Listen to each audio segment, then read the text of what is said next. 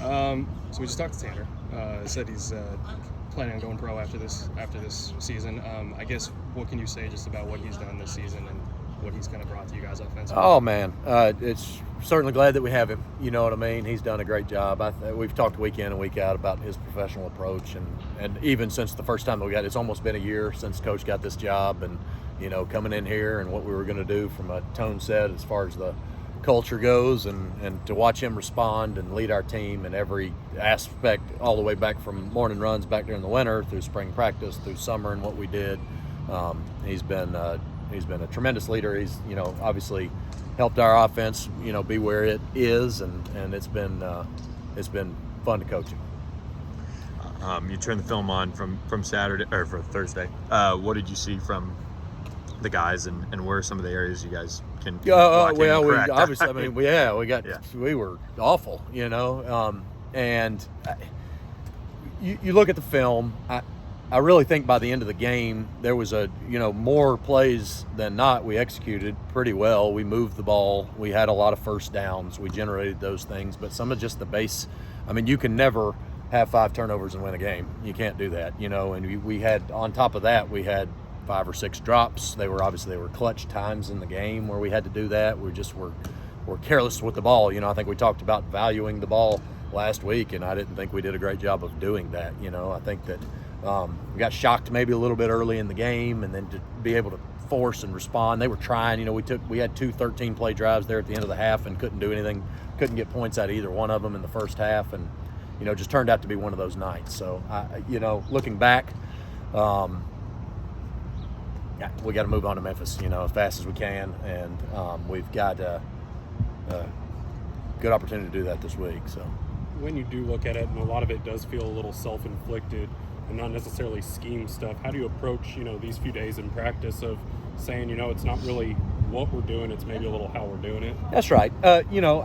Early in practice we went back and hit some fundamental drills and some just talking about those things that tackling and ball security and blocking and just some of the base fundamental stuff that late in the season you kind of lose some of that steam, and so making sure that we did a great job of re-emphasizing that today and doing good. And Tanner was good energy today for us, and he came out here and delivered the ball, and we had to do the things that we had to do. It's good to be out now that the weather's shifted on us a little bit, to be back out here, operating in those conditions. It doesn't take long to accommodate to those, but you do have to do that. And so I think the emphasis this week on being able to get back to some of that stuff. Tulane obviously started fast offensively. Then it looked from our perspective like they really dropped into just a 4-man rush, kind of a lot of zone coverage in the back end, and kind of said, hey, check down or try your luck. I guess, how hard is that offensively when a team is kind of humming on the other side offensively for you to kind of balance, hey, we don't want to force anything, but also we do kind of have to start scoring? Yeah, you got to be careful. I think the nature of the game, the rise and falls of the game can certainly dictate. Boy, that pulls you away. You get down a few scores, and all of a sudden it's, you start to press a little bit, or you feel like you got to get points in certain situations. I thought we did a nice job there at the end of the half of moving the ball without the pressure of like, man, we got to take these big shots and have a bunch of incomplete balls down the field. We didn't have that. We just couldn't finish the drive. We had the 4th down fumble, and then we missed the field goal. So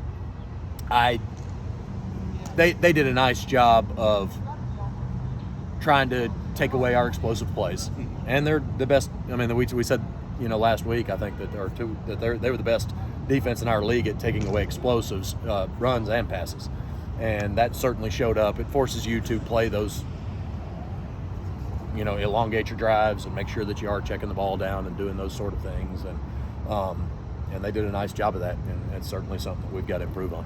How important is it to end the regular season with a really good showing of probably a win against Memphis, to kind of not have that sour taste in the mouth that these guys have had for I think it's very important, and I think our kids are hungry for that. You know what I mean? I think this game's going to come down to who wants it the most. I think they got good players, and we've got good players, and we came out there practicing. They're practicing. We're same record. It's headed into Thanksgiving weekend. There's a lot of factors that go into that, and so I think the point of emphasis to this team has been, man, we got to move on as fast as we moved on from the Houston showing, where we did everything that we wanted to do, or the North Texas showing. Right, we got to move just as fast on from this game to get ourselves focused on our next opponent here, Yes, I mean, like you said, it's at the end of the year. We've done a lot of good things this year, and certainly have played pretty well, honestly, the last month and a half. And so to put ourselves in position to capitalize off of that and momentum headed into bowl season and next season and all that is very valuable. Was Roderick playing a little running back? Was that something you've thought about possibly needing? Was that just kind of, we need somebody we can hand the ball off to in the spur of the moment? Just kind of A little bit of both. A little bit of both. Junior's obviously got great talent, and he's a small, compact body, so he handles getting tackled pretty well. Some people know how to get tackled, some don't. So he's a guy that did that. Obviously, with the I don't know if instability is the right word, but a little bit of that in that room throughout the course of the year. Who's hurt, who's not, who we got, who we don't. Levine's playing with reckless abandon right now, so you got to make sure that we had somebody. So Roderick was a guy that we've talked about the past few weeks of being in position as if we ever got to an emergency situation, he could do it. He has been taking some of our just CQ stuff, which is our handoff stuff pre-practice, and making sure that all of our exchanges with our quarterbacks he's been doing that for a couple weeks to make sure that if something like that were faced. But then he jumped in there and he showed some wiggle and did some good things there. Obviously, we got to keep in perspective what the point in the game was compared to what his expectation would be moving forward. But he's a guy that I think in an emergency situation could get us out of a tough spot. The transfer portal starting up FCS now. You've got junior college. You've got the formal portal next month early. What's that process going to look like, and how do I'm sure you guys are prepared and ready to kind of jump right in. Yeah, it's the Wild West. You got to be prepared, or you're good, or you're behind. You know what I mean? If you're not already working on it to a degree, then you're behind. So I think the first thing that you got to do is you got to analyze your roster. There's still a lot of limitations that the NCAA gives you based on old rules. So we have to have numbers to be able to exchange. You can't just at the end of the spring semester you can kind of replace what you want to replace, but mid-year you actually have to have either a graduated or an exhausted eligibility. There's kind of some specifics about what the kind of scholarships that you can exchange. So we've had pretty significant talks, me and Coach Lashley, Coach Cooper, our recruiting coordinator, Scott, on defense, making sure that we understand what we feel like our mid-year numbers look like, what that's going to look like as far as high school enrollees, because they take up one of those numbers, and then what that gives you availability-wise from a transfer portal world. Now, I think that once you get to that, then you got to rank your necessity. Boy, what's most important that we have for our spring semester? Is there a position that we can replace in May and still be okay? All right, how do we designate which one of those? So we've been in in-depth conversations on that. I'm really glad that the NCAA gave us this 4-day dead period starting next week, that gives us an opportunity to evaluate our team, what it is that we're going to do and where we're at, and then also kind of we can prioritize those numbers, see what's available. The 1AA portal is going to kind of give us some names and give us an opportunity to do that, and then we got to harvest what's ready to go once everything opens on the 5th.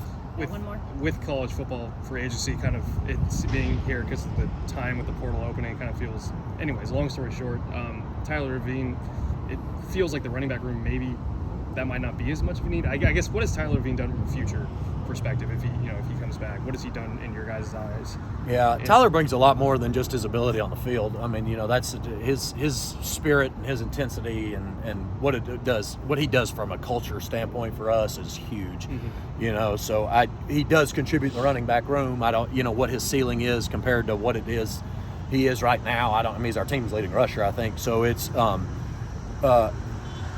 he gives us some stability with probably what we weren't. We didn't know what that was going to look like. I think that as we continue to assess where Kamar is, continue to assess where Felton is, then we can have a little bit better picture of, what it is that we want to do at that position in the future. Mm-hmm. But I think at this point right now, we got to consider every position as one that we're not like, all right, well, we're checked off there. We got to make sure that we supplement good players. We did a nice job this year of utilizing the team that we've got and what it is that we've been able to develop, and then supplementing those with guys that have got some experience and done that. And it's paid off for our team, in a lot of ways. So we got to make sure that we continue to do that the right way.